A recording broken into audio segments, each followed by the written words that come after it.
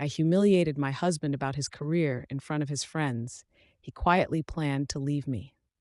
I'm sitting on the wooden bench in our backyard, soaking in the late spring sunshine, scrolling through Instagram while Ethan tends to his prized vegetable garden. I glance up briefly at my husband of 5 years as he meticulously prunes tomato plants, his brow furrowed in concentration. Don't you have that barbecue at Dominic's place tonight? I ask, not looking up from my phone. Yeah, starts at 7, Ethan responds, wiping soil from his hands onto his jeans. You're still coming, right? I sigh audibly, setting my phone down. I guess, though I don't know how excited I am to hear Dominic brag about his promotion for 3 hours straight. Ethan gives me that look, the one that silently asks me to be kinder.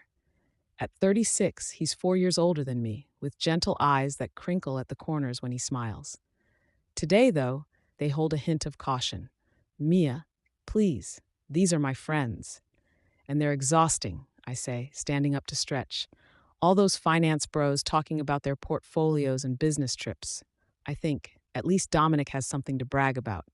Unlike my husband, who seems perfectly content staying exactly where he is while everyone around him climbs the ladder.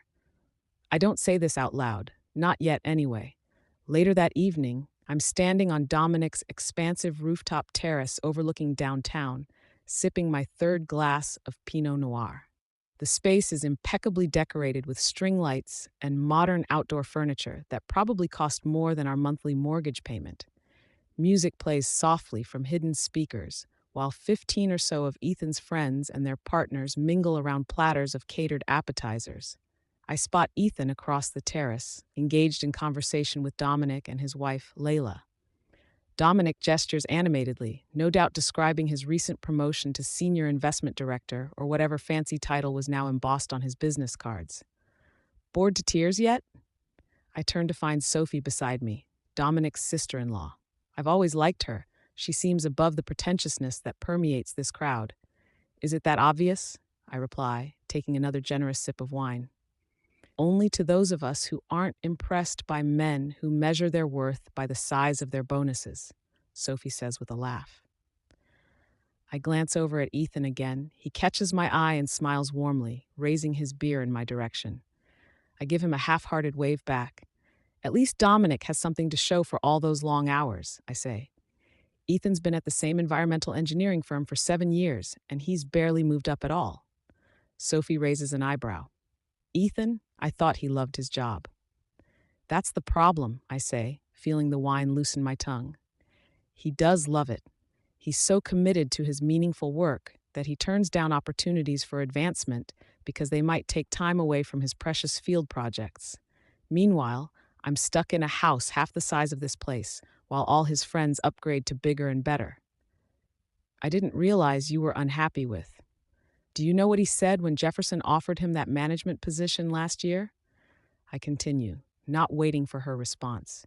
He said he values the hands-on impact of his current role. Translation, he's too comfortable to challenge himself. Sophie shifts uncomfortably. Maybe he's just passionate about. Passion doesn't pay for vacations to Bali or that Audi I've been eyeing, I interrupt, my voice rising slightly. I'm tired of watching everyone else move forward while we stand still because my husband lacks ambition. Too late, I notice the conversation nearby has quieted. I turn to find Ethan standing a few feet away, a plate of food in his hand, his expression unreadable, except for the slight tightening around his mouth. Behind him, Dominic and several others awkwardly pretend they haven't heard my outburst. Ethan, I say, a nervous laugh escaping my lips. I was just telling Sophie about. I heard, he says quietly, setting down his untouched plate. His voice is so soft that I have to lean in to hear him. I'm stepping out for some air. Oh, come on, I say with an exaggerated eye roll. Don't be so sensitive. I was just venting. But Ethan has already turned away, moving toward the exit with measured steps. I think, great, now he's going to sulk all night because he can't handle a little criticism. This is exactly what I'm talking about, always taking the path of least resistance. That was unfortunate, Sophie murmurs. I drain my wine glass. He'll get over it. He always does. But later, when we're in our car, heading home in silence, the streetlights casting alternating patterns of light and shadow across Ethan's face, I realize this time might be different. Ethan's hands grip the steering wheel tightly, his knuckles white, his jaw set. You know, if my career choices embarrass you so much, you could have mentioned it in private, he finally says as we turn onto our street. I didn't say I was embarrassed, I countered defensively. I was just pointing out that I lack ambition, that I'm the reason you don't have the lifestyle you want. His voice remains eerily calm. I heard every word, Mia. So did everyone else on that side of the terrace. You're overreacting, I say, though a small knot of unease forms in my stomach. It was just party talk. Ethan pulls into our driveway but doesn't turn off the engine immediately. He stares straight ahead through the windshield. Do you know why Jefferson offered me that management position? He asks. I shrug. Because you're good at your job? Because the restoration project I designed for the Lakewood watershed saved the company millions in implementation costs while exceeding environmental impact goals, he says. The same project you called playing in mud puddles when your sister asked what I was working on at Thanksgiving. I feel a flash of irritation. Well, how would I know that? You hardly talk about work. I stopped talking about work because you stopped listening, he says simply, finally turning off the engine. Without another word, he gets out of the car and walks toward the house. I sit there for a moment, thinking, he's being dramatic. By tomorrow, everything will be back to normal. But I'm wrong. I wake up at 7:30 a.m. to find Ethan's side of the bed empty. I'm standing in our bedroom, grabbing my robe when I hear the front door close. Through the window, I watch Ethan walking down our driveway in running clothes, earbuds in place. Since when does he run on Sundays? I mutter to myself. I'm sitting on our front porch swing with a cup of coffee when he returns an hour later, his t-shirt damp with sweat. I notice how his running shorts fit looser than they used to. He's lost weight over the past few months. Has he been running regularly without me noticing? Want to grab brunch at Maple and Ash? I ask, hoping to smooth things over. My treat. Ethan pauses at the bottom of the porch steps, removing his earbuds. Can't. I told Paul I'd help him install shelving in his garage this morning. Paul? Since when are you and Paul friends? I ask, confused. Paul is one of Dominic's colleagues who I'd met briefly at previous gatherings. We've been mountain biking together on Saturdays for a few months now, Ethan replies, not meeting my eyes. I mentioned it several times. I think, no, you didn't. I would have remembered that. But then a vague memory surfaces, Ethan talking about new bike trails while I was scrolling through TikTok videos. Cancel with Paul, I say, setting down my coffee mug. We should talk about last night. There's nothing to talk about, Ethan says, taking a step toward the door. You made your feelings very clear. I was drunk, Ethan. I didn't mean it the way it sounded. He finally looks at me, and the disappointment in his eyes makes me flinch. That's the thing, Mia. I think you did mean it. He opens the door. I'll be back this afternoon. As he disappears inside, I feel a strange sense of dread settle over me. I think, this isn't like him. He never holds grudges. Over the next 2 weeks, I notice subtle changes. Ethan is unfailingly polite but distant.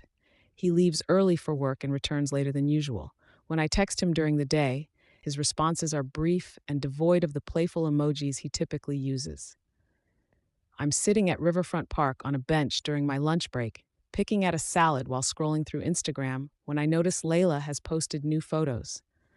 I freeze when I see one featuring Ethan at what appears to be a dinner party I knew nothing about. He's laughing, looking more relaxed than he has at home in weeks. I immediately text him, didn't realize you went to Dominic and Layla's last night. Was my invitation lost in the mail? His response comes quickly. It was a work thing. Several environmental consultants were there to discuss the new downtown development project. I type back. Looked more like a dinner party to me. 3 dots appear, disappear, then reappear. It started as a business dinner and turned social. Didn't think you'd be interested based on your comments about my work and my friends. I stare at my phone, unsure how to respond. I think, is he punishing me? This isn't like him at all. That evening, I decide to make an effort. I'm standing in our dining room, lighting candles and setting the table with our good dishes when Ethan walks in. What's all this? He asks, setting down his briefcase. I thought we could use a nice dinner, I say, attempting to sound casual. I ordered from Tavolo, your favorite. Ethan nods but doesn't smile. Let me shower first. During dinner, I try to engage him in conversation, asking about his current project. He answers politely but without enthusiasm, nothing like the passionate way he used to describe his work when we first met. Ethan, I finally say, setting down my fork. How long are you going to keep this up? It's been 2 weeks. He looks at me with an expression I can't quite read. Keep what up? This cold shoulder treatment. I apologize for what I said at the party. Did you? He asks mildly. I remember you saying you were drunk and I misunderstood. That's not really an apology. I feel a flash of irritation. Fine, I'm sorry I hurt your feelings by speaking honestly about our situation. Ethan pushes his plate away, barely touched. Our situation, he repeats. What exactly is our situation, Mia? You know what I mean, I say, defensive. Everyone around us is moving up in the world while we stay exactly the same. By everyone, you mean Dominic and a few others in finance? He shakes his head. I didn't realize our marriage was a competition with my friends. That's not what I meant.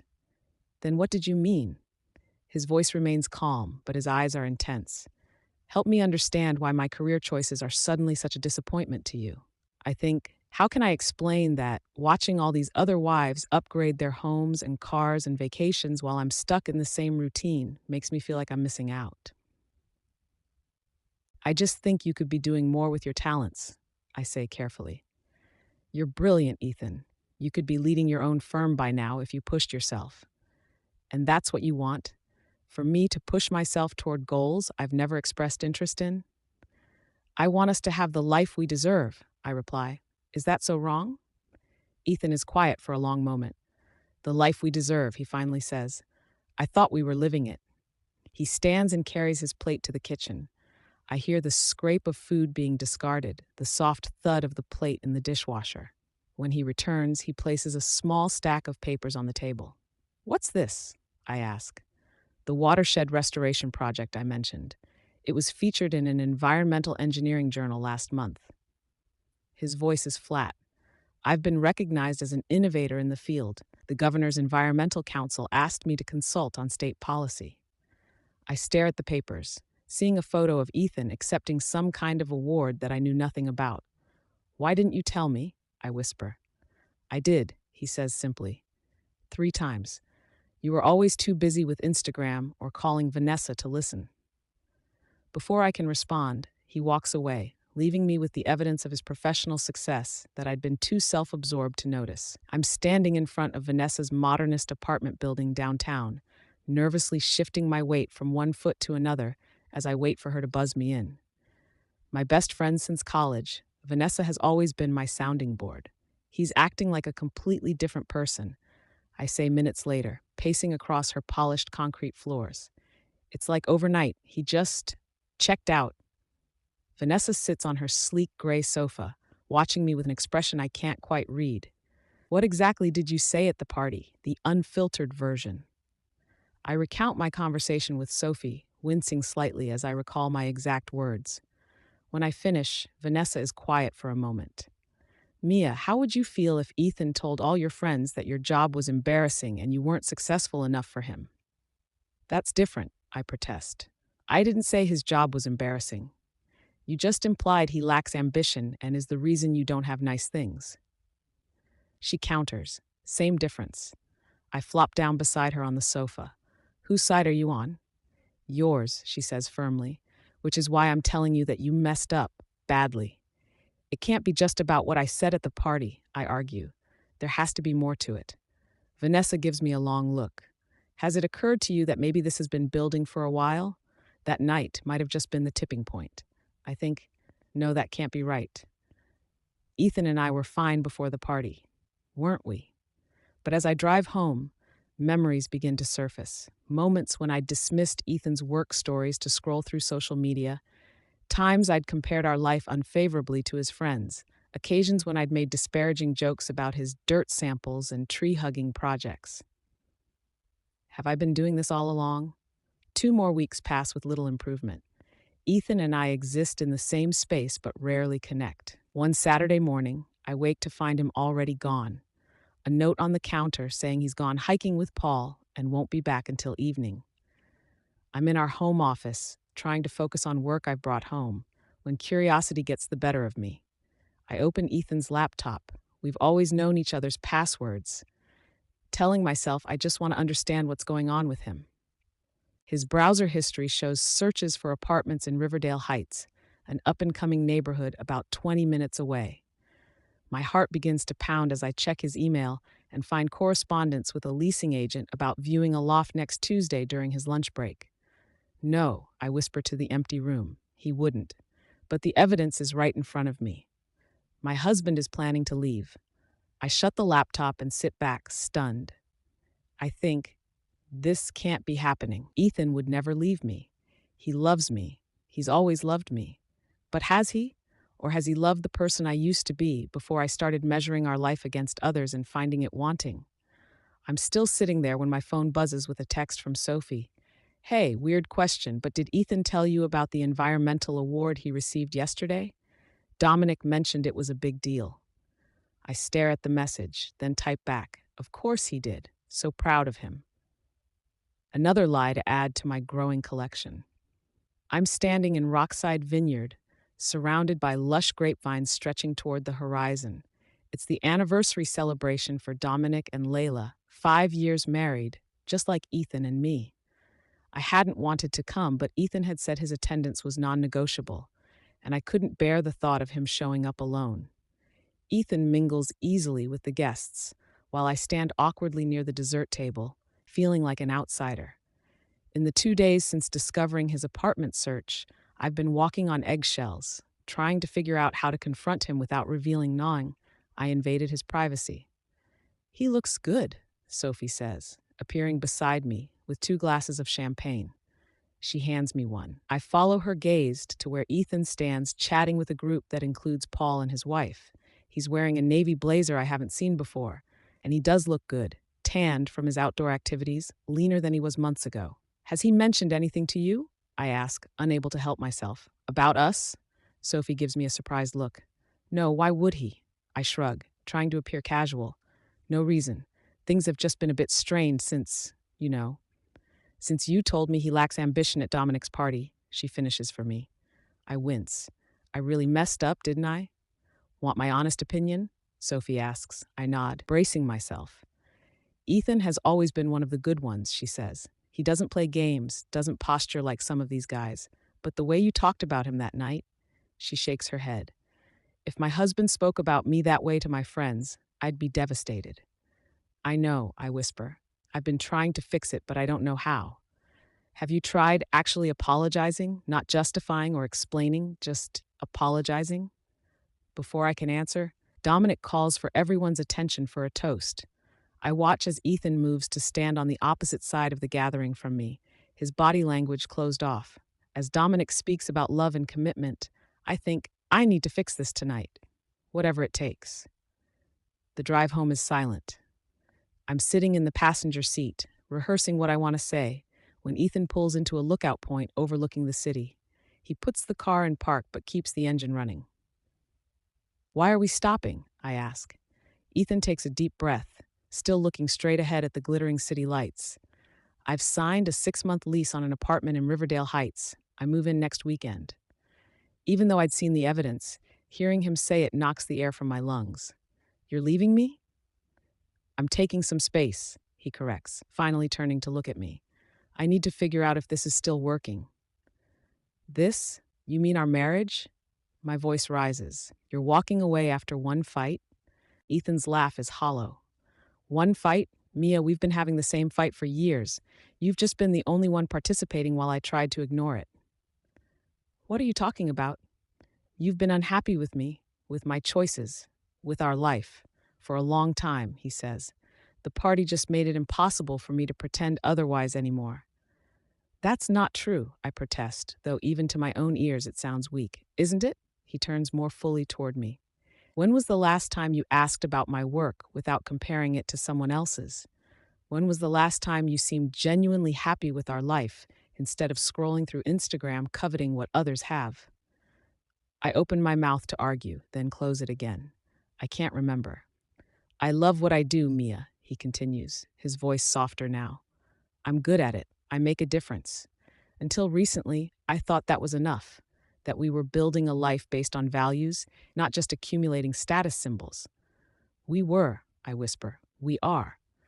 Then why does it never feel like enough for you? He asks, and the sadness in his voice breaks something inside me. I think because I've been so busy looking at what we don't have that I missed everything we do. I found an article about your watershed project, I admit quietly. It said your methods are being implemented in 3 other states now. Ethan nods. I tried to tell you about it the night it was published. You were shopping online for a purse you said all of Dominic's wife's friends had. The memory hits me like a physical blow, Ethan excitedly calling me over to his laptop, me dismissing him with a wave and a "that's nice, babe." I'm so sorry, I say, tears spilling down my cheeks. Not just for the party, but for everything, for not seeing you, for not appreciating what we have. I know you are, he says gently, but I still need this time apart. I need to remember who I am outside of your disappointment. I'm not disappointed in you, I say, reaching for his hand. I'm disappointed in myself for losing sight of what matters. He lets me hold his hand for a moment before gently withdrawing it. I hope that's true. I hope you figure out what really matters to you while I'm gone. As he starts the car again to drive us home, I think, what if it's too late?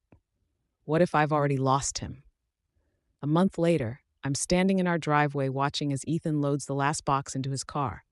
The reality of him leaving hits me anew with each item removed from our home. So that's it, I say, hugging myself against the autumn chill. You're really going. Ethan closes the trunk. It's not forever, Mia. It's just time I need. How much time? He shrugs. I don't know yet. I've spent the past week since his announcement trying everything to change his mind, cooking his favorite meals, suggesting counseling, even calling his mother, who was surprisingly unsympathetic to my plight. Nothing has worked. Can I at least come see the new place? I ask. Ethan hesitates. Not right away. I need to establish it as my space first. The words sting, but I nod. Will you come for dinner sometimes? Let's start with coffee next weekend, he suggests. Neutral territory. As he gets into his car, I feel panic rising. Ethan, please don't do this. I love you.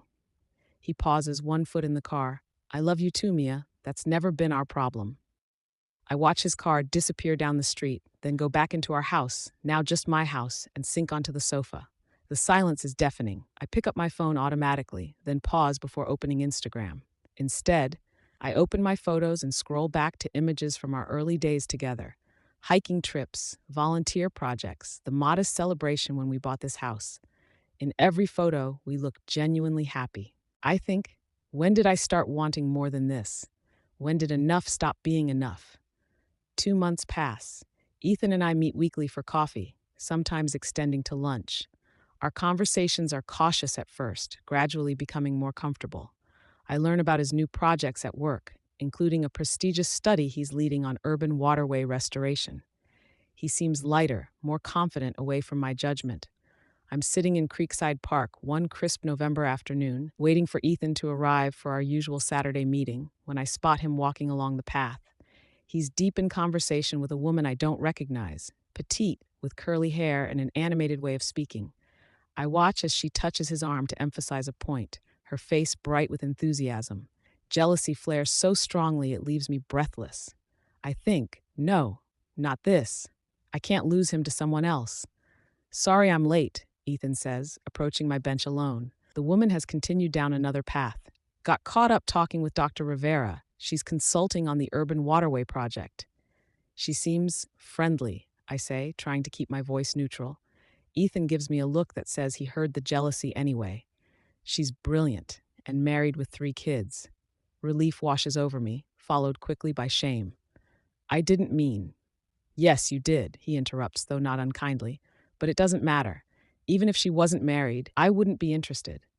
Because you're still married to me? I ask hopefully. Ethan sits beside me, leaving space between us. Because I'm still figuring out what I want, Mia, and jumping into something else wouldn't help with that. We sit quietly for a moment, watching a pair of ducks navigate the park's small pond. I sold my designer handbags, I say abruptly. Ethan turns to me, surprised. All of them? I nod, and I deleted Instagram from my phone. It was just making me miserable, always showing me what I didn't have instead of appreciating what I did. That's a big step, he says carefully. I've been volunteering at the community garden, I continue. Remember how I used to tease you about your vegetable garden? Turns out growing things is actually satisfying. A small smile tugs at his lips. Next, you'll be telling me you've taken up hiking. Well, I pull out my phone and show him a photo of myself at the summit of Cardinal Peak, a moderately difficult local trail. Sophie's been taking me. She's surprisingly good company when I'm not being horrible at parties.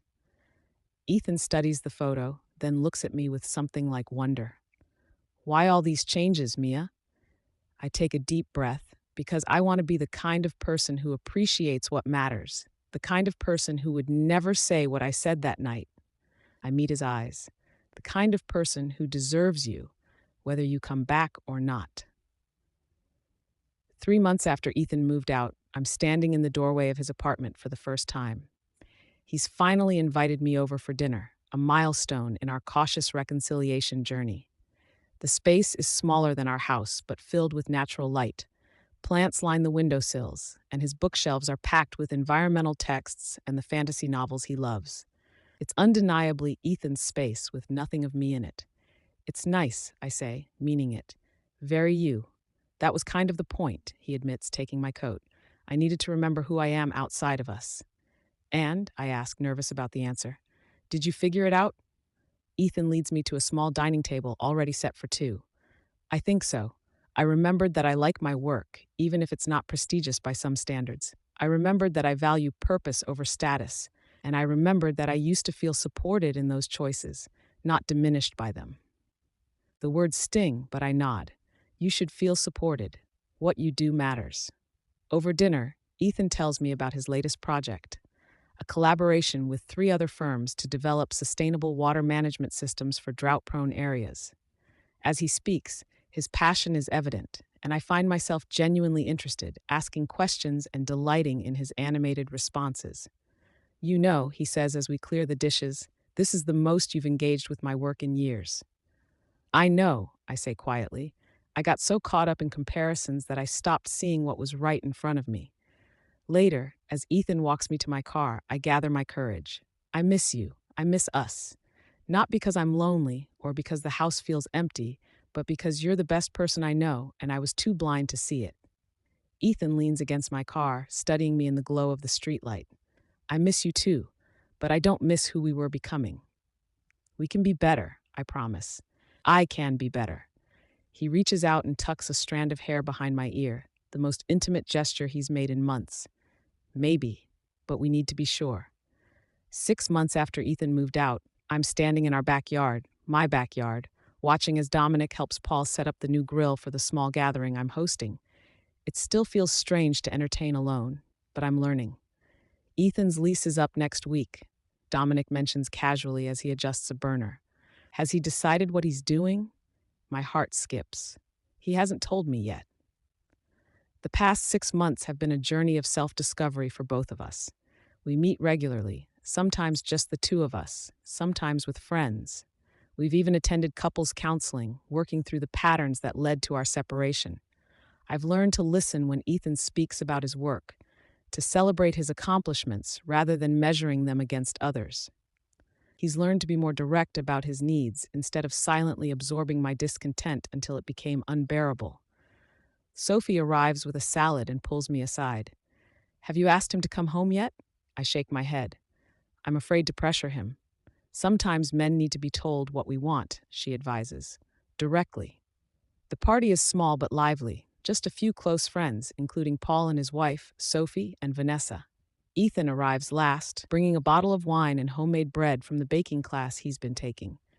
As the evening progresses, I find myself watching him, the easy way he laughs with our friends, how he listens intently when others speak, the quiet confidence he now carries. He's flourished in our time apart, becoming more fully himself. I think, I love him more now than I did before, because now I see him clearly. After dinner, most of our guests move to the fire pit in the corner of the yard.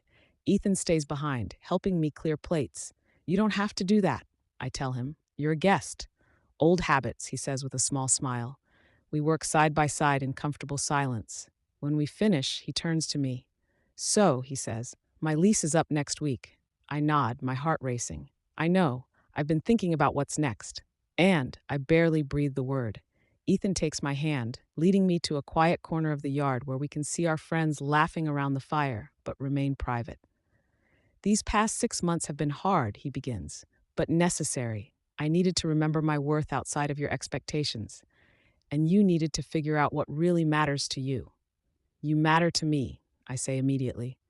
Us, this life we built. It matters more than any designer purse or fancy car or bigger house. He studies my face as if looking for any hint of insincerity. I believe you mean that now, but what about a year from now? 5 years? I can't promise I'll never be tempted by comparison again, I admit. But I can promise to catch myself when it happens, to remember what's truly valuable, and I can promise to respect your choices, to support your path, even when it's different from what others choose. Ethan is quiet for a long moment, his eyes never leaving mine. Finally, he reaches into his pocket and pulls out his keys. Among them is the key to our house, the key he returned when he moved out. I'd like to come home, he says simply, if you'll have me. Tears fill my eyes as I close his fingers around the key. This is your home. It always has been. He pulls me close, and for the first time in 6 months, I feel the solid warmth of his embrace, the steady beat of his heart against mine. Not the house, he murmurs against my hair. You're my home, Mia, even when you drive me crazy. I laugh through my tears. I'll try to drive you crazy less often. Over his shoulder, I see our friends watching us, smiles on their faces. They've been rooting for us all along, I realize, even after witnessing my worst moment. As Ethan and I rejoin the group, hand in hand, I think, this life, this simple, meaningful life we've built, is worth more than all the status symbols in the world. And I almost lost it because I couldn't see its value. Some lessons come at a terrible cost. I was lucky. My moment of cruelty didn't cost me everything. But it came close enough that I'll never take for granted what matters most again.